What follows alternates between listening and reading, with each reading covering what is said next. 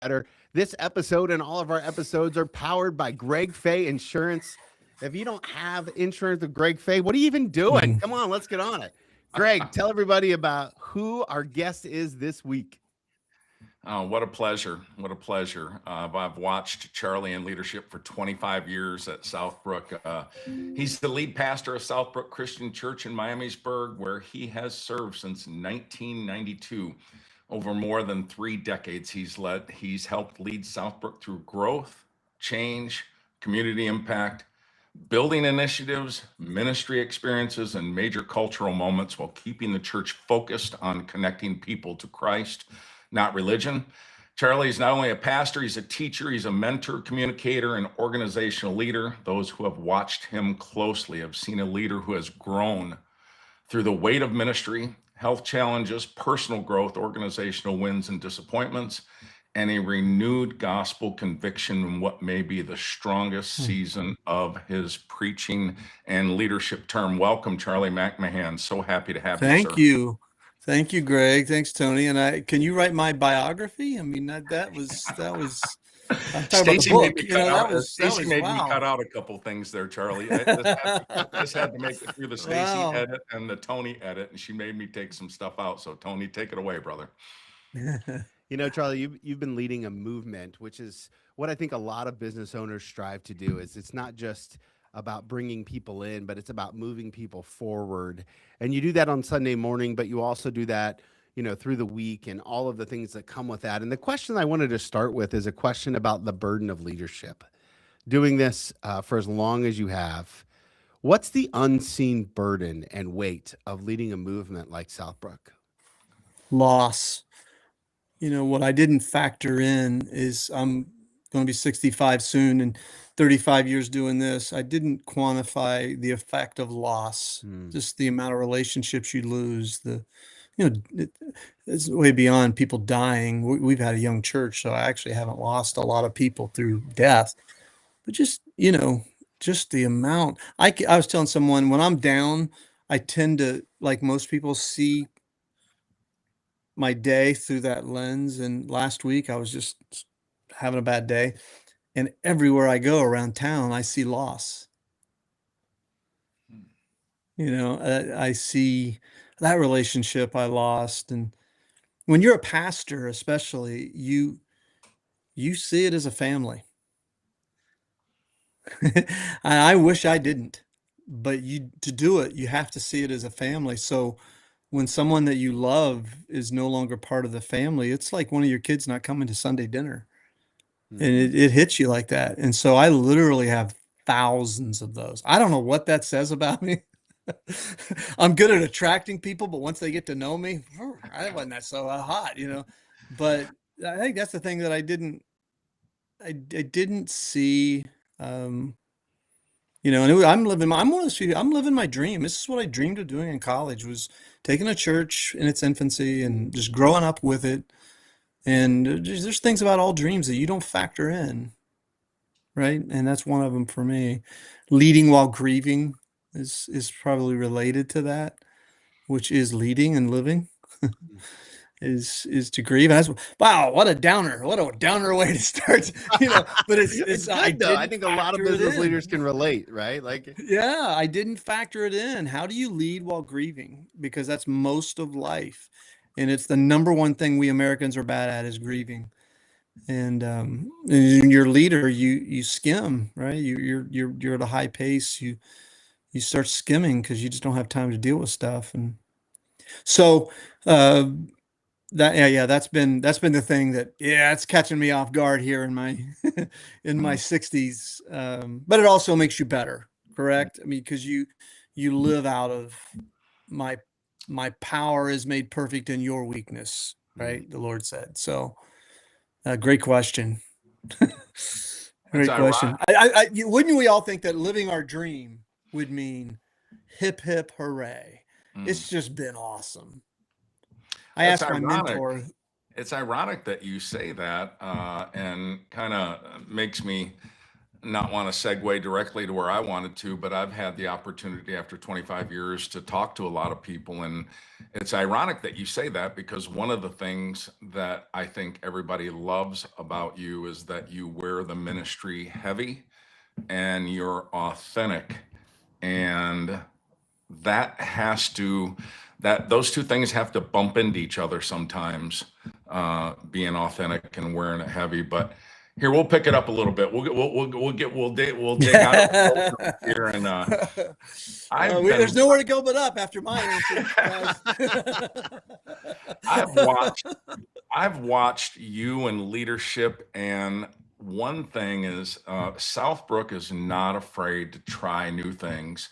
There's been building initiatives, new ministries, new approaches, new ideas. Some of it's worked great, some of it's fallen apart. I love your saying, sacred cows make great steaks. And that really fits kind of what we do here.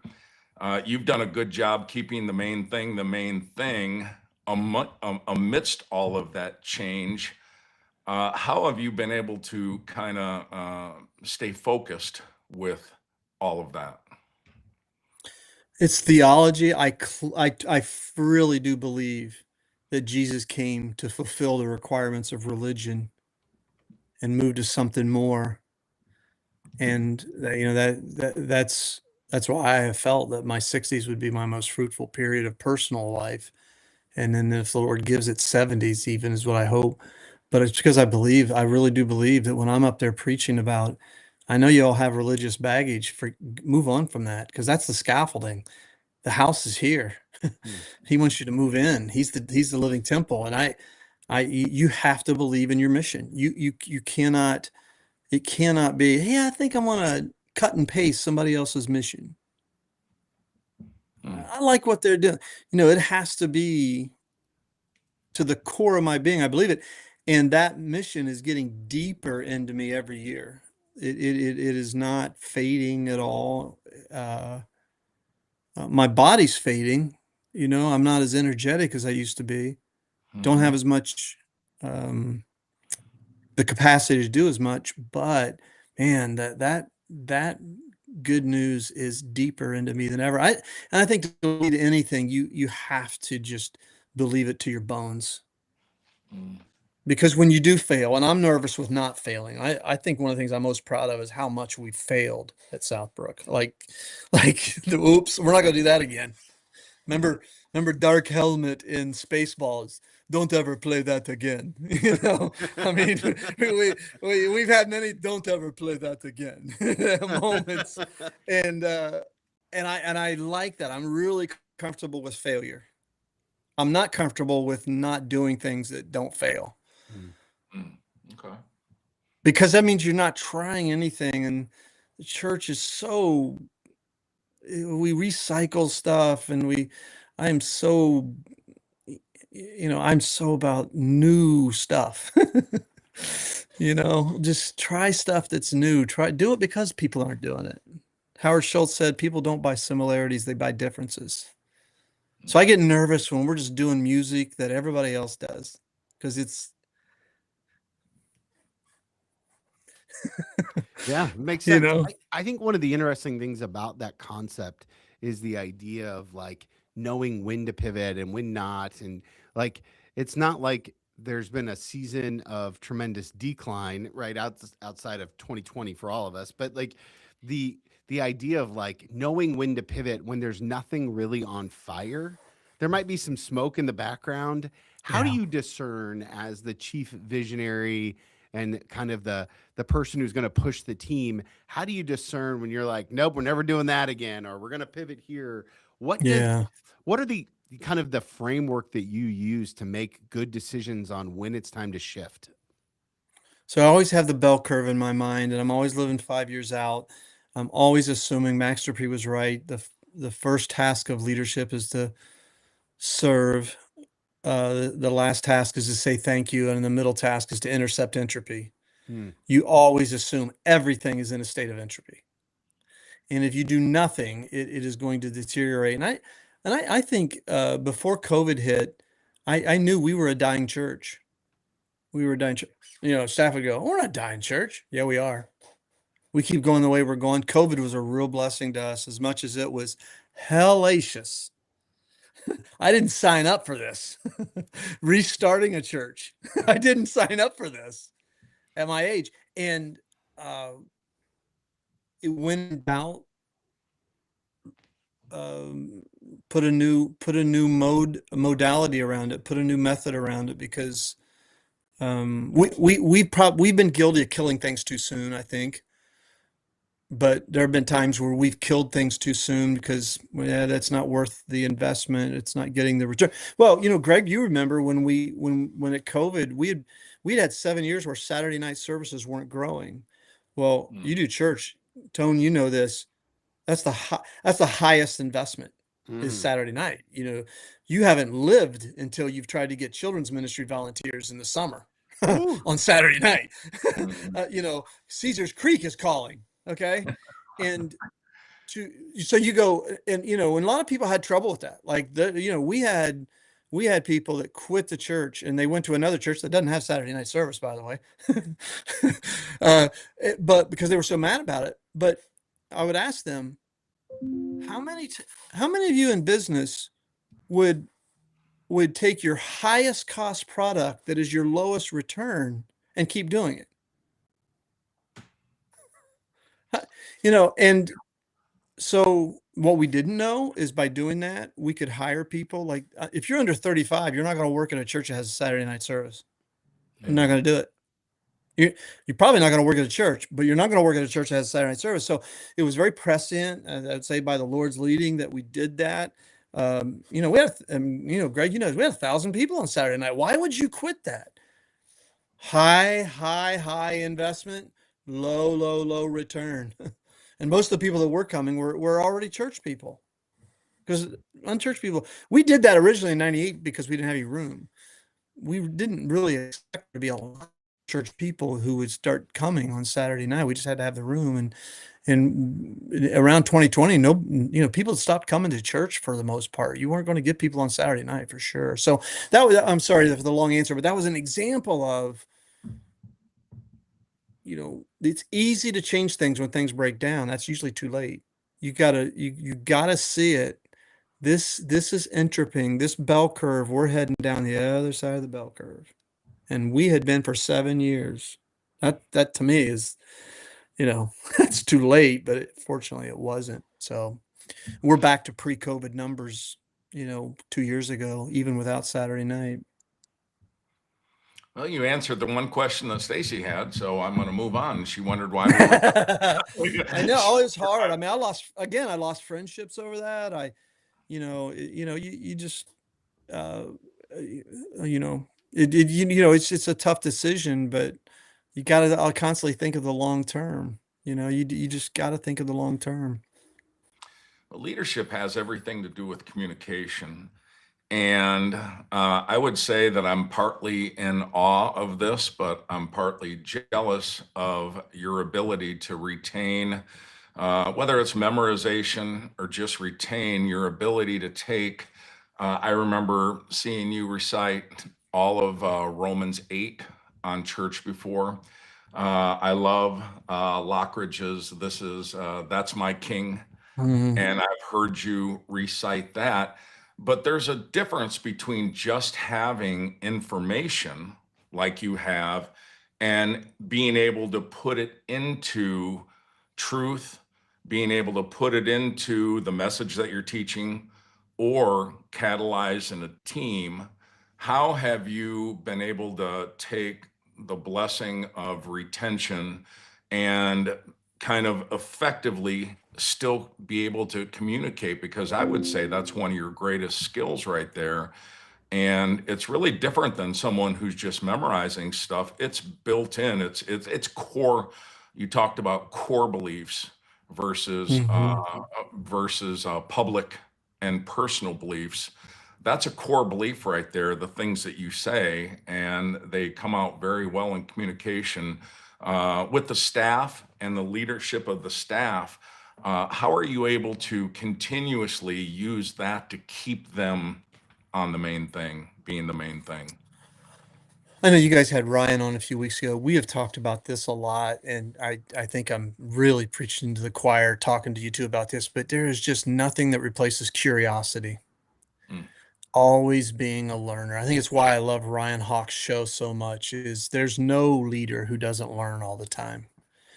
And I'm always learning. I will say that, I'm just really curious about a lot of things in the world and um what the teaching the Bible, the more you delve into that treasure chest of the Bible, you realize, oh my gosh, I haven't even come close to reaching the bottom of this treasure chest. And so that is fascinating. Like I'm surrounded by my son Austin and Levi. They're young guys who have this incredible energy. They're making me better because like Austin has a phenomenal commitment to scholarship, biblical scholarship.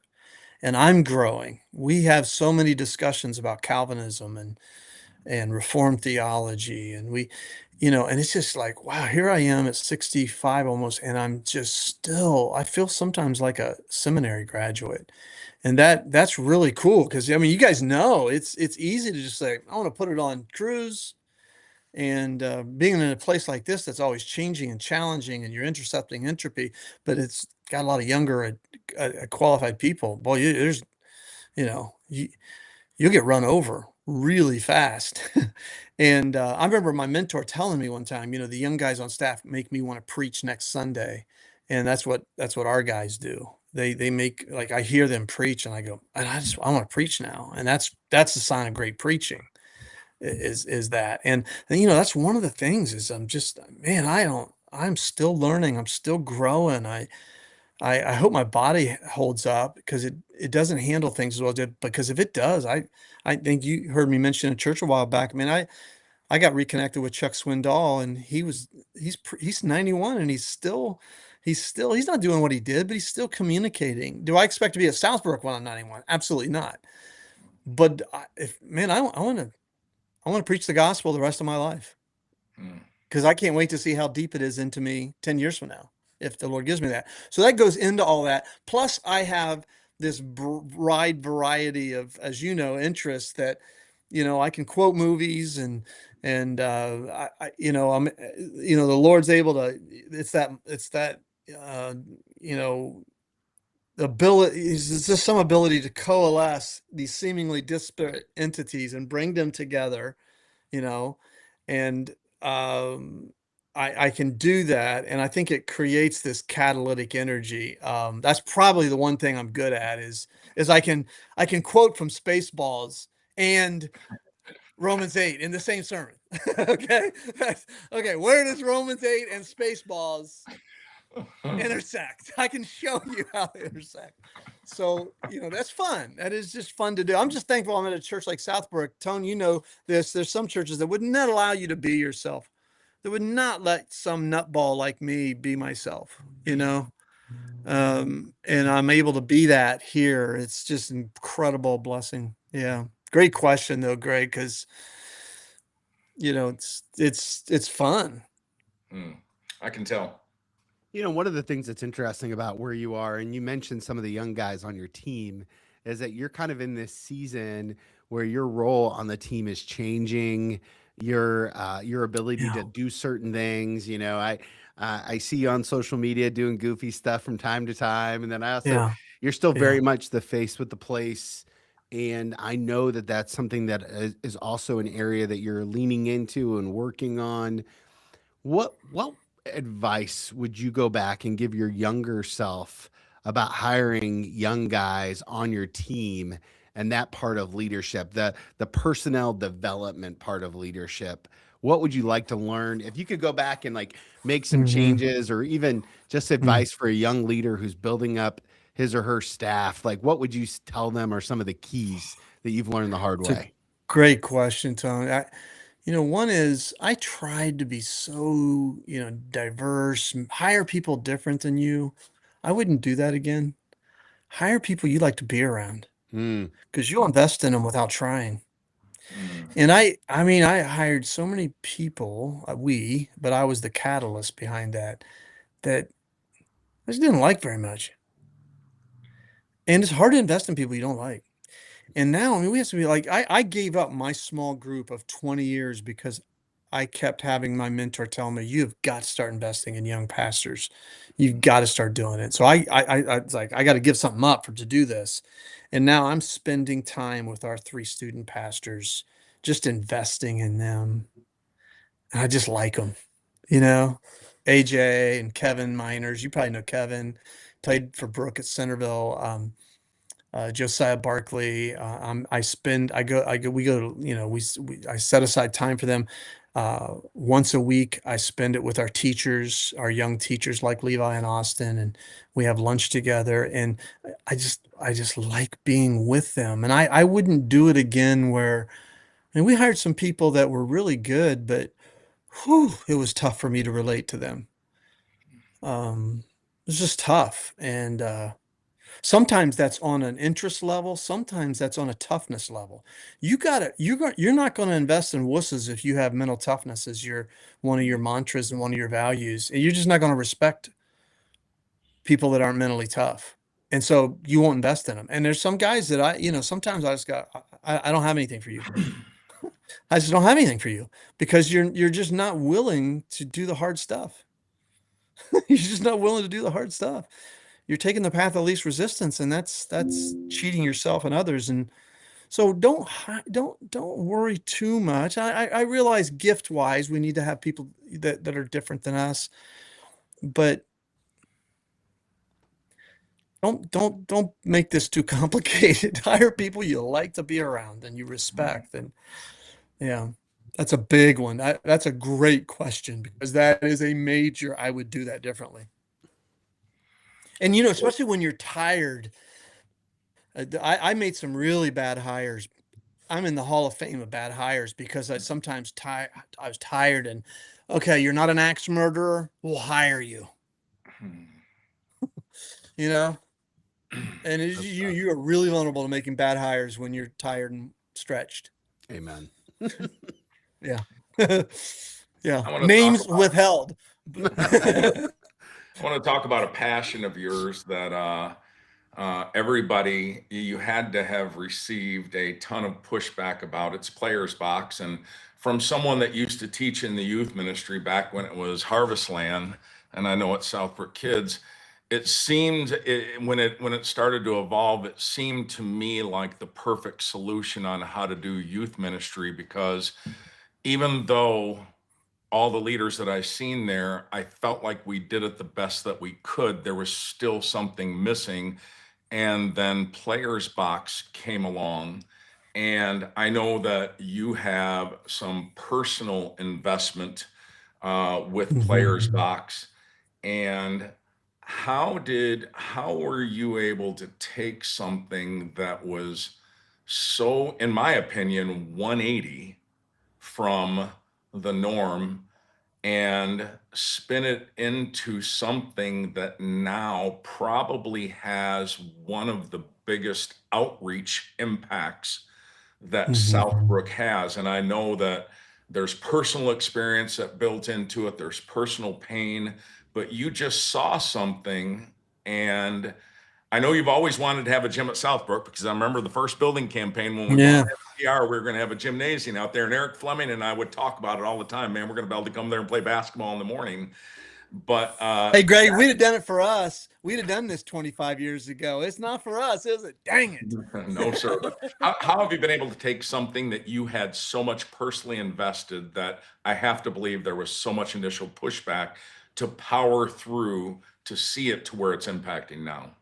Well, ministry is when story meets need, right? So when those two intersect, that's where you get the splitting of the atom. And so little did we know when I started that in 2011, out of my own experience of not realizing my heat that people loved on Sunday morning, that heat burned people close to me, especially my children. That's the essence of Players Boxes. We're as parents very unaware of how our presence in the room turns the temperature up in the room for our children. We don't, and then so we started that in 2011. We did it off site for 6 years, and then said, hey, we're on to something here. Little did we know of how much it was going to intersect with people's stories, because this crisis we have of mental health that came to a crescendo in 2020 with COVID, we were ready for it, and there's some of the best things in life you can't plan. But what you can do is, what's my story? How has God redeemed it? Because I'm no different than anyone else. People say, how do you know what we're going through when you preach and all that? Do you have our house bug? No, I preach out of, I'm no different than you. The stuff we go through, you go through. And so how were we able to do that? Tremendous pushback, but also in an era, and I'd love to hear from you guys on this, when very few churches in the nation have youth ministry figured out now. I mean, the old student ministry thing is no longer in existence. It is so changed. And so we also happen to be coming along when the very definition of student ministry was really being altered, and still is. Now, what we haven't done is we're still working to try to coalesce those into one river. The stream of student ministry with the stream of players box. We haven't figured that out yet. Although with our team that we have now, and AJ and Kevin and Josiah, I think we're finally onto it. But it came out of our story. We did it very slowly. We did beta for 6 years. For 6 years, we did beta testing. We tested curriculum, and then it never, what people saw publicly in 2017, there was 6 years behind that of underground testing. And, because when you venture into mental health, even though we're a peer model, not a medical model, we're not the ambulance at the bottom of the cliff or the fence at the top. You still better have your act together. And you better know where our job ends, and medical professionals begin. So that's why we took our good old time with that. But it's just like anything we've done, is just stay at it, stay at it, stay at it. We so believed, I had a personal mission, whether Southbrook was going to do it or not, that what happened to my kids, I was not going to let happen to another child. If I had anything.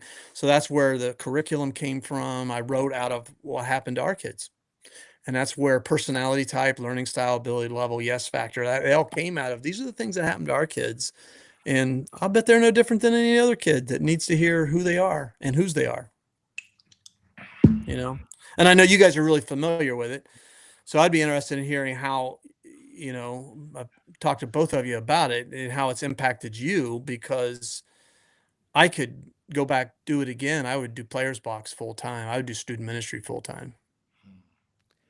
Yeah, I would say this is that one of the things that's interesting is we've grown student ministry at Grace through getting smaller interactions with the students. So almost like for every one adult, there's 5 kids who they know by name, and they're showing up in their lives. It's so good. Kara Powell wrote that book, Sticky Faith, that was so good about like, hey, if you want a church that young people want to be a part of, you have to be willing to give them the keys. And so like, how do we give them the authority to lead the adults into what they need? And so, my greatest gift now is that I'm a part of a church where my son and my daughter are both meeting with adults that aren't Karen or I, to pour into the faith. And it's like, it's coffee. They show up at sporting events. It's all the things that player box, it's so good. if you want to get bigger, you got to get smaller. And I think that's true for business owners everywhere. If you can get those personal touches where it's like, hey, you made an impact on my life, then there's a different, my kids don't come to church for me anymore. If I make them, right? Like I could make them, but I don't have to, because now the adults that are pouring into them are like, can't wait to see you, with the text or whatever. Right. And that's it. That's it. People ask me, what's your vision for Players Box? And mine is graduation parties. Yeah. That we have adults who are at kids' graduation parties. Because that's exactly what you're describing. Those adults are going to be at those kids' graduation parties. Yeah, and of course that means that the church has to be responsible for pouring into those adults so that they've got the tools to be prepared, right? Like oftentimes we don't think about the cost of that sort of idea, but if you can give those adults like you said, a fence. Like I don't need them to be professionals. I don't need them to like I need you not to be a jerk. I need you not to be judged, Hmm. turn down the temperature, to use your phrase, right? Like if you Hmm. can go into every room as an adult and turn down the temperature and lift up a kid, your success rate, in my opinion, will go through the roof. No doubt.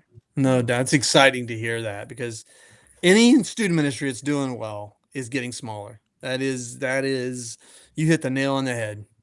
Yeah, and And honestly, it's it's what we're just doing with complicated. adults too, right? It's because Yeah. the Yeah. loneliness epidemic is still real, and so it's Yeah. like, how do we make disciples who can make disciples? And we're challenging our staff team to tie their week and relationships that are they're intentional pouring into for the purposes of reproduction, like because what I found is like a lot of these kids parents need it as much, or want it, not just need it, want it as much as Yeah. everybody else does, right? And it's like, well, you know I love corporate worship, but the transformation that we're seeing the most fruit in is one-on-one, one-on-two, that Yeah. kind of jazz. So Yeah. I could Well, not. the biggest surprise about being an adult is realizing how we're all like middle school kids. Wasn't that the right, biggest thing about when right, you became a grown up? It's like right, nobody's grown up, you right. know? So it's just the same stuff that middle schoolers struggle with. Yeah. Greg, I interrupted you. I'm sorry. No worries at all. I couldn't imagine what it would look like being at all the Christ and Youth events that Hmm. I took, the group took to, and the successful things were not the things that we thought were going to be the most successful. The successful things were doing the goofy games, letting them worship the way that they wanted to worship, letting them do small group the way that they wanted to. And I can honestly tell you, I wasn't smart enough to let go of that until I started to see, and I saw every church, I was talking to Shane Hively when Shane Hively was in charge of, and I said, man, I said, every church really is having, here at the Christ and Youth event, they're having the same struggle that we're Yeah. having. Yeah. And I mean, every single one of them. So it's neat to hear Tony talk about Centerville Grace's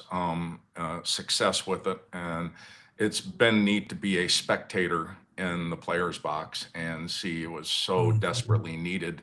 And it should have been going on a long time ago. So I'm happy to see it come Yeah. into fruition Yeah. for sure. Thank Greg, you. let me ask It's you a this. What joy. would it take to get you back into players box coaching kids? That's the real question.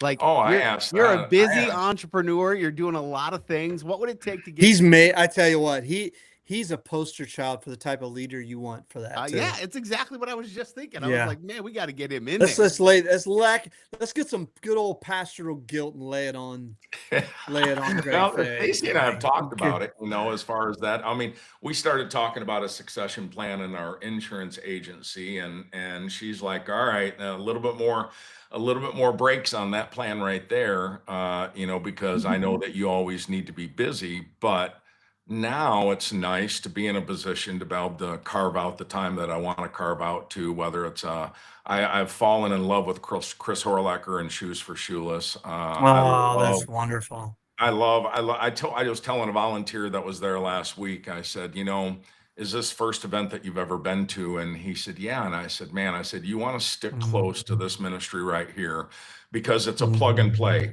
You show up, it's so well run. You spend 2 hours making a difference, which is what you want to do when you peel out 2 hours of your life to make an impact. And I Yeah. said, you got to check out Jason and Jason at Bog too, because it's plug and play. You show up, it's they have the roles figured out. You show up, you make a difference. And so trying to figure out, all of the places to park Greg. Stacy would probably want me parked And then more, there's more golf. out. You got one of the best golfers for a wife that I have anybody I know. Oh my So gosh. you gotta make time for that, Greg. Man, she got her fifth hole in one while we were in Florida. We go to Florida Oh, for don't 40 days talk to every year. me. She got her fifth Don't hole in talk to one. me. I'm waiting for my first one. Same, bro. I'm waiting for my first one. I've been like a 2 handicap for 30 years and I have never had one. This world is not fair, Tony. It's not fair. Charlie, let me ask you this, because I know the operation that you run it's vast and it requires a lot of people because you want to have those interactions. Mhm. And so one of the things that I would love to hear your thoughts on is volunteerism, because especially in the upper suburban areas where we live, all the executives and entrepreneurs who are listening, they struggle for time, right? They struggle for self-care time, Yeah. and then they struggle for volunteering time. What are some of the things that you're seeing as how do you get to engage people in a common mission for a common purpose with an outcome like Players Box, or like even just a Sunday morning? It takes, it's got to take 30 to 50 volunteers, or, on a Sunday morning at Hmm. a place like Southbrook. How do you build up the idea that in order to really be here, you need to get some skin in the game? Yeah, you got to talk about it all the time, and I don't talk about it enough. I don't think that we have gone back to our pre-COVID effectiveness on that myself. So I think you're asking me a question about something I still don't think we've, it's ministry, Ephesians 4, our job is to create ministry, opportunities for people. That's our job. And it's funny you asked that because I've been talking to Sean Case, our executive pastor, about this. We have got to train our staff on the learning, the leadership square, some just basics, because what Greg just said, you know, you have to have things like hospitality, children's parking, the arts. Those are continual positions of volunteerism. But where you're going to get the majority of people into play for the kingdom of God is those project things like Bog and like Shoes for the Shoeless, because people's time, it is so much more difficult. I'll say it again. I just don't know how we would do a Saturday night service now, because it is so difficult to get people to volunteer, to give their time. Technology has compressed our time, where there is not speed now, there are only degrees of slowness. And so Mm, as a result of that, the getting people to volunteer for long periods is really challenging. It's really, really challenging. I hope this stays between us. I don't think we do a good job of it like we did. Mhm. mm, We used to have, Greg knows this, we used to have a play curriculum that talked about how this is how you'll put your life into play. And we had to kind of do away with that because it was kind of confusing with the Players Box curriculum. But we still haven't figured out the iteration of that was, we'll help you find out your personality. We'll help you find out your learnings, what's life taught you, your abilities, spiritual gifts inventory, and your yearnings. What do you want to see changed in the world? What do you yearn for? What's your holy discontent? Well, we have not found a replacement for that, because I had so many people that responded to that challenge, and they began doing things like, Sally started her golf outing for children who had cancer at Yankee yeah, yeah. Trace, and Hmm. just people who said, "Hey, why'd you do this?" I responded to your challenge of putting my life into play. We haven't found a replacement for that. We haven't done it, and I just don't think we're very good at it. But thankfully, we have partners like Chris Horlacher and like, we house Bog, that we're Hmm. able to at least keep people, you know, serving. City Lights is our movement to be a light to our city. So we have that, but I'd give us a C on that right now. I It's would just I we're would just not very challenge good at it. I would challenge that become a priority, because I remember when Mark Reedy brought me to Southbrook, we were at a home group, and I think Terry Brown was in our home group, and Mark and Jack Richards Hmm. and Tom Chalfant, Jim Kimmel, and I told everybody at our home group, I said, I can't figure out where I'm supposed to be. And Mark Reedy looked at me like I had three heads, and he said, "Are you kidding me?"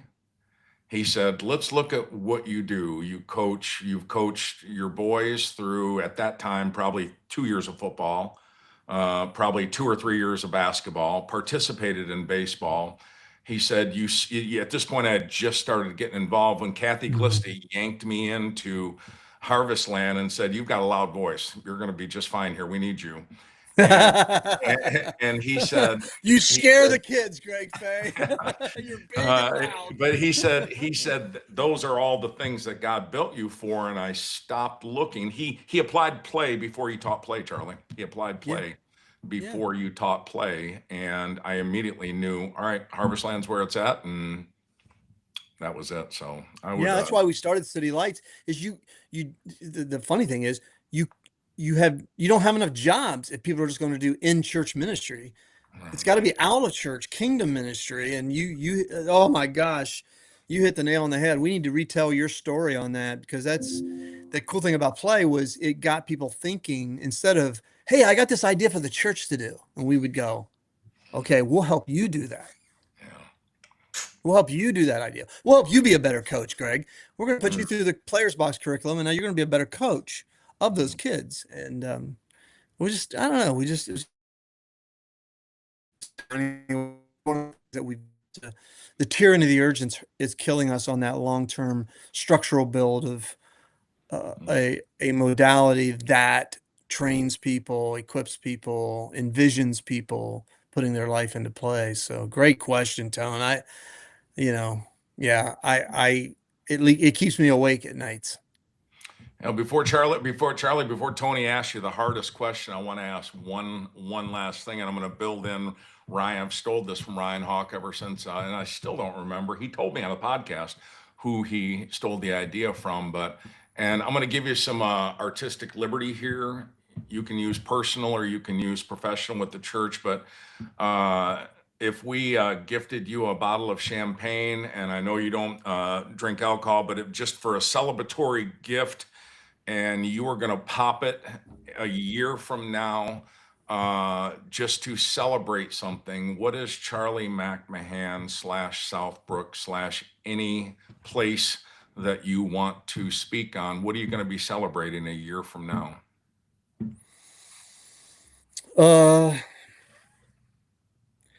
the first thing that comes to mind is I have some people I care about a lot who are in need of reconciliation with people in their life.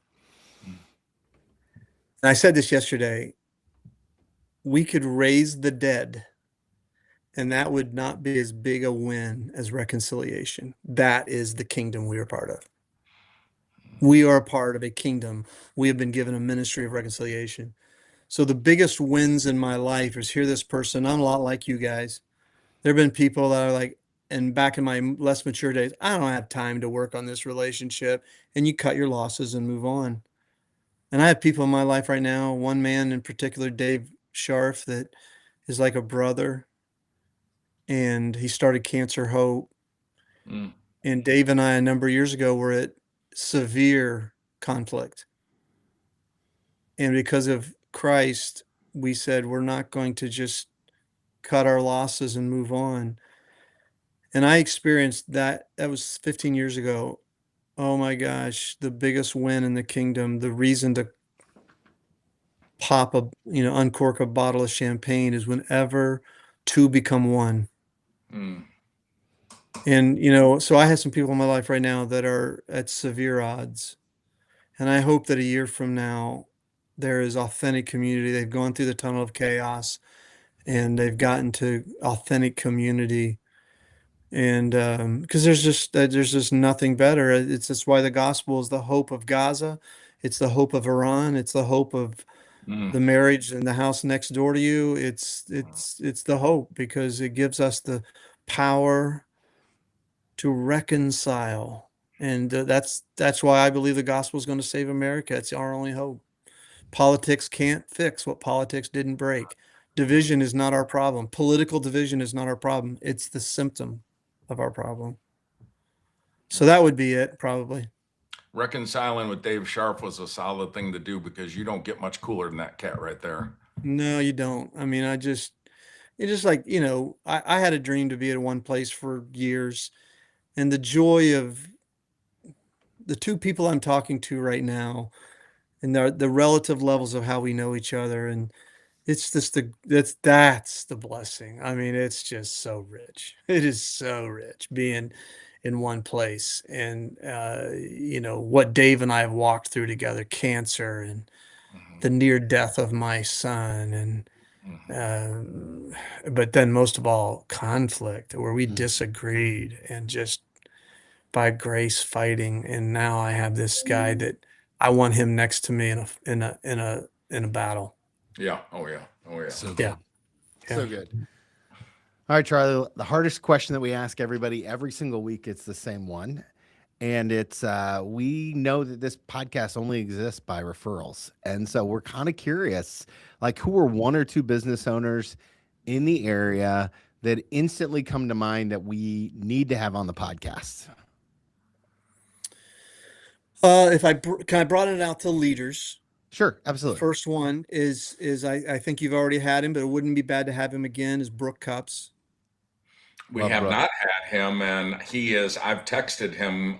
He's committed to doing it, just picking a time. His daughter's getting married this Okay. month.